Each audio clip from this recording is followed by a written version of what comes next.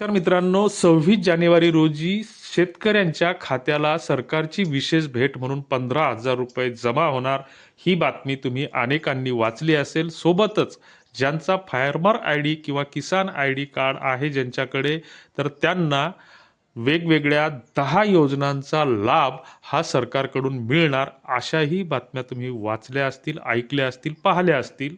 आणि मग नंतर ते शीर्षक पाहून उत्सुकतेपोटी आपण कुठेतरी ती लिंक क्लिक करतो आणि मग त्याच्यानंतर त्यांचं मग ते पोथीपुराण सुरू होतं. अध्याय पहिला, अध्याय दुसरा, अध्याय तिसरा, 21 कळस अध्याय होतात. तरीही ते मग आपल्याला माहिती पडत नाही. गोल गोल गोलगोल गोलगोल तुम्हाला फिरवलं जातं, की जसं सातबारा कोरा कोरा कोरा, असं आमच्या देवाभाऊंनी सांगितलं.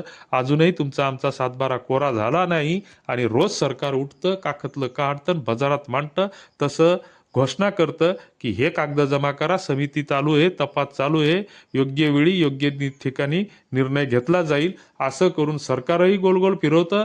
आणि त्याच्यातल्या त्यात तुमचे आमचे लोक जे असतात, आपल्यातलेच कोणीतरी भैताड बेलणे, हेही आपल्या स्वार्थासाठी कुठेतरी तुमची आमची भावनिक दिशाभूल करतात. ही वास्तविकता आहे, वस्तुस्थिती आहे.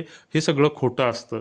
परंतु खोट्या गोष्टीवर आपण चटकन विश्वास ठेवतो आणि कोणी जर खरं सांगत असेल तर त्याच्याकडं आपण दुर्लक्ष करतो आणि मग त्याला आपली रिकामीच, जो काही खरं सांगतो तर त्याची बडबड वाटू लागते. कारण विदेशी विद्यापीठात शिक्षण घेणारा राहुल गांधी या देशामध्ये पप्पू किंवा वेडा बनू शकतो, तर या देशामध्ये काहीही होऊ शकतं. कारण देशामध्ये अफवांचं पीक हे सगळ्यात जास्त पिकत असतं, कंड्यांचं पीक हे सगळ्यात जास्त पिकत असतं. आणि अफवांवर आणि खोट्या गोष्टीवर आपण सगळेच लोक विश्वास ठेवतो आणि त्याचे चांगले तर नाही पण वाईट परिणाम तुम्ही आम्हीच भोगतो आहोत. की जी लोक भीक मागून मजुरीवर पोटं भरतात किंवा काहीतरी विकून गावखेड्यामध्ये आपला निर्वाह करतात, मग ते राज्यातील परराज्यातील, की त्यांना आपलं स्वतःचं घरदार सोडावं लागतं, लेकरा बाळांना सोडावं लागतं. आणि बरेच असे लोक असतात की जे फिरस्ती करतात, काहीतरी कुठंतरी विकत असतात किंवा बिदागी मागून पोट भरत असतात. तर अशा लोकांच्या मागे या अफवावर मुलं पळवणाऱ्या टोळ्या आहेत, म्हणून अनेकांच्या हत्या झाल्या, काहींना विनाकारण मार खावा लागला. हे सगळ्या फक्त अफवा होत्या आणि सरकार या अशा अफवा रोखण्यामध्ये पूर्णपणे अपयशी ठरतं.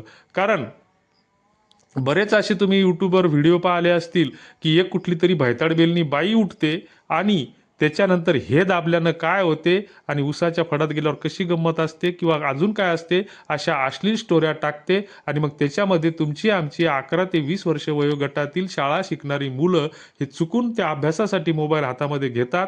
आणि त्यांची जर सर्च हिस्ट्री जर बघितली तर भयानक सत्य आणि भयानक वास्तव समोर येतं. आणि आपण ह्या गोष्टी पूर्णपणे दुर्लक्षित करतो, की आपल्याला काय की ह्या सगळ्या गोष्टी दुर्लक्षित करू करू करू करू या 10-20 वर्षामध्ये एवढी अनागंदी वाढलेली आहे की तुमच्या आमच्या मुलांची लग्न होत नाहीत.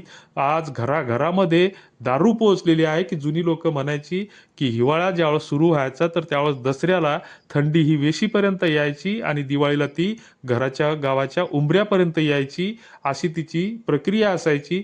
तशी सुरुवातीला 2005-06 मध्ये नेमकीच डीजेच्या तालावर सुरू झालेली दारू, निवडणुकीतून सुरू झालेली दारू, लग्नातून किंवा इतर वाढदिवसाच्या कार्यक्रमातून सुरू झालेली दारू, की ते वाढदिवस चांगले आहेत वाईट आहेत याचा आपण कुठेच विचार करत नाही. कावड मंडळ कशासाठी काढायचं, की डीजे वाजवत कशासाठी जायचं, ती आपली संस्कृती आहे का विकृती आहे याचाही आपण विचार करत नाही. या गोष्टीवर जर कोणी बोलायला गेलं, सांगायला गेलं तर आमच्या धार्मिक भावना दुखावल्या म्हणून तक्रार देणारे भरपूर आहेत. की भाजपच्या IT सेलवाले, तुम्ही ऐकलं असेल, पाहिलं असेल, काल परवा संग्राम पाटलांना ताब्यात घेतलं, की जे ब्रिटनचे नागरिक आहेत, भारतात आल्यावर त्यांनी या सरकारच्या ध्येय धोरणाविरोधात कुठेतरी एखादी पोस्ट टाकली असेल किंवा काही टाकलं असेल. यापूर्वी अनेकांवर गुन्हे दाखल झाले, मात्र आपल्याला त्याचं काही घेणं देणं नसतं.